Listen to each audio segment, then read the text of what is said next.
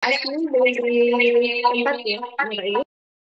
Jadi barangkali saya loncat dulu ke pemakalah yang ketiga, yaitu Kak Nayatul Rahma dan Pradibyo Herdiansyah.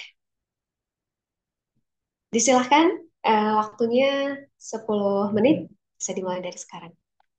Ya, baik. Mungkin boleh share screen dulu ya, Mbak, berarti.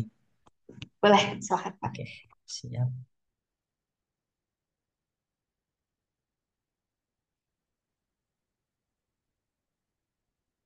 Oke, mungkin saya mulai. Jadi penelitian saya di sini berjudul Nazom Amani dan perannya dalam khazanah eh, retorika bahasa Arab atau ilmu balaghah di Nusantara abad ke-19, tepatnya di Surau Minangkabau. Jadi Nazom Amani ini adalah sebuah teks yang ada dalam sebuah manuskrip yang ditemukan di sebuah surau di Minangkabau, yang mana juga teks ini adalah kumpulan salah satu teks dari beberapa teks yang ada dalam satu manuskrip gitu ya. Jadi adapun Nazom Amani ini isinya ilmu balaghah kalau dalam istilah ilmu keilmuan bahasa Arab yang mana mengajarkan tentang retorika, bagaimana mengucapkan sesuai dengan konteksnya, bagaimana caranya membuat majas, bagaimana menghias kalimat dan sebagainya. Nah, adapun balaghah ini sebenarnya bukan hanya dipelajari di surau di abad 19.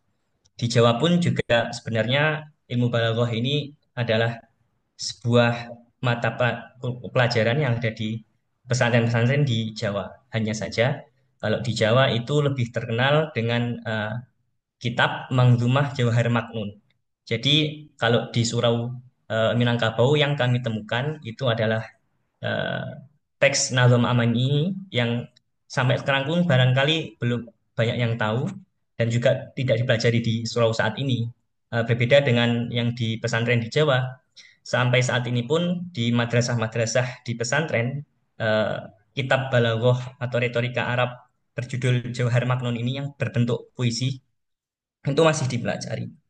Nah, jadi tujuan dari penelitian ini adalah untuk mendalami sebenarnya tentang Nazom Aman ini, bagaimana distinguisinya dengan Jauhar Maknun yang ada di pesantren Jawa gitu. Nah, kemudian ada penuh metodenya seperti biasa, eh, pendekatan kualitatif dengan menggunakan analisis konten gitu ya. Terus kemudian mungkin sedikit tentang konteks Minangkabau kala itu ya di abad 19.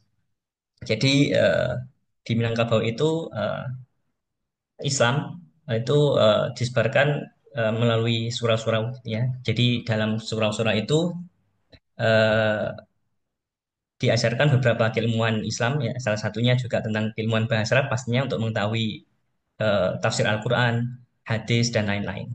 Nah, salah satunya adalah ilmu balaghah tadi itu.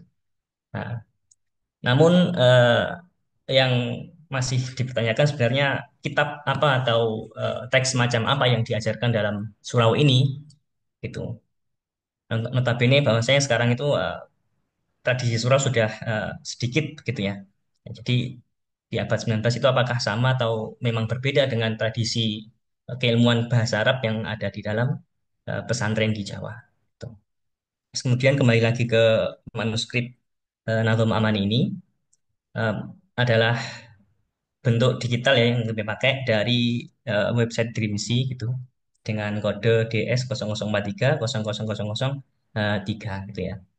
Adapun eh, tahun penulisan naskah ini tuh diperkirakan antara tahun 1800 Masehi sampai 1850 Masehi. Mungkin bisa dilihat halaman awal dari Nazom atau puisi ini ya. Jadi Nazom itu istilah untuk puisi Arab gitu ya, yang bermetrum, yang berisikan tentang keilmuan.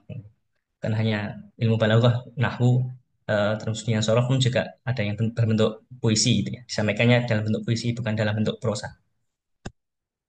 Terus adapun isinya gitu ya. Jadi Natum Amani ini berisi 90 baris puisi, gitu ya. Istilahnya kalau dalam bahasa Arab itu baharnya atau satuan suku katanya itu bahar rojas namanya. Tuh, jadi isinya itu eh, berisikan tiga sub bahasan utama dalam literatur Arab, ilmu ma'ani, terus kemudian ilmu lubayan dan ilmu badi. Jadi ilmu ma'ani itu isinya bagaimana seseorang penutur gitu ya bahasa Arab eh, menjelaskan atau menyampaikan makna itu sesuai dengan konteksnya. Konteksnya di sini bisa berupa siapa yang diajak bicara gitu. Apakah yang diajak bicara ini seorang yang belum tahu, ataukah orang yang sudah tahu, ataukah orang yang mengingkari sebuah kabar. Seperti itu. Jadi kalau ilmu bayan itu bagaimana cara kita menyampaikan bentuk ucapan itu. Ya, ilmu bayan itu jadi bagaimana kalimat itu bentuknya yang sesuai dengan konteks. Apakah melalui kalimat yang real atau melewati kalimat yang berupa metafor atau majas. Kalau batik, jadi itu tentang bagaimana eh, kata-kata itu diperindah. Gitu ya. Sedikit tentang perbandingan dengan teks Jawahar Maknun yang ada di dalam tradisi pesantren Jawa itu ya bisa dilihat. Makanya kalau di eh, Natum Amani itu pakainya ini ya dalam menjelaskan eh, fasahatul kalimah atau kalau dalam istilahnya bagaimana cara atau bagaimana kalimat bahasa Arab itu dipandang atau dinilai sebagai kalimat yang fasih yang sesuai dengan aturan bahasa Arab. Kalau dalam Nazm Aman itu disebutkan dalam bait berikut fasahatul mufradi fi salamati min nafratin fihi wa min ghurabati.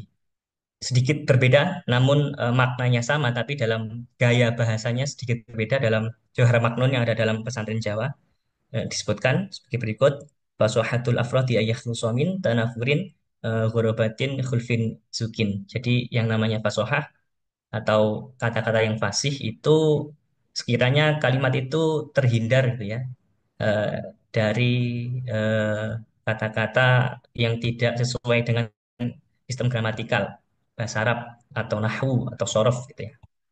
Terus kemudian cara penyampaiannya eh, Nazom Amani ini itu sebenarnya cukup singkat ya karena tujuan dari nazom itu sendiri adalah untuk dihafalkan sebenarnya. Jadi dihafalkan ada kitab atau teks lain yang seperti dalam manuskrip ini tuh dijelaskan lebar panjang apa itu ilmu ma'ani, apa itu fasohah, apa itu ilmu bayan, apa itu batik itu dijelaskan secara luas lebih lanjut. Gitu ya. Sedangkan kalau nazom ini isinya itu hanya konsep-konsep yang lebih ringkas. Memang tujuannya untuk dihafalkan oleh para santri. Kalau dalam istilah surau itu bisa disebut sebagai fakih gitu. Makanya disebutkan hanya beberapa konsep terus klasifikasinya apa ya seperti bagaimana ini ya ilmu bayan ilmu bayani ma bihi ya'arrafu iradu ma turuquhu takhtalifu. Ini menjelaskan saja deskripsi saja ilmu bayan itu apa dalam satu bait saja gitu. Jadi terus klasifikasinya ada di bait ketiga Imam Majid min isti'arah itu kena alat tashbuh au kinayah. Jadi yang namanya metafora itu bisa jadi simile atau bisa jadi isti'arah dan lain-lain. Tuh. Terus kemudian yang bisa kita ambil gitu ya bahwasanya Nazm Amini secara memang secara gaya bahasa itu memang hampir mirip dengan teks Jauhar Maknun yang ada di pesantren Jawa, cuma lebih diringkaskan lagi gaya bahasanya. Gitu. Isinya itu tetap sama. Terus kemudian sebenarnya terjadi ada asumsi bahwasanya memang keilmuan bahasa Arab, retorika Arab ini yang saat ini mungkin barangkali tidak begitu dipelajari ya di beberapa madrasah itu di abad 19 menjadi mata pelajaran utama di surau kala itu. Dibuktikan bahwasanya dengan adanya teks Natum Amani ini di disertai bahwasanya dalam manuskrip ini ada teks-teks lain gitu ya kitab ilmu balaghah dan Arab yang eh, dijelaskan panjang lebar yang telah juga bahwasanya teks itu telah diterbitkan beberapa penerbit yang ada di Mesir dan di Beirut, Lebanon, menunjukkan bahwasanya memang eh, tradisi intelektual yang ada di Surau Kala itu memang masih tersambung dengan tradisi keislaman yang ada di Arab. Gitu mungkin cukup dari saya. Terima kasih. Terima kasih atas paparannya Pak Pradibio Herdian.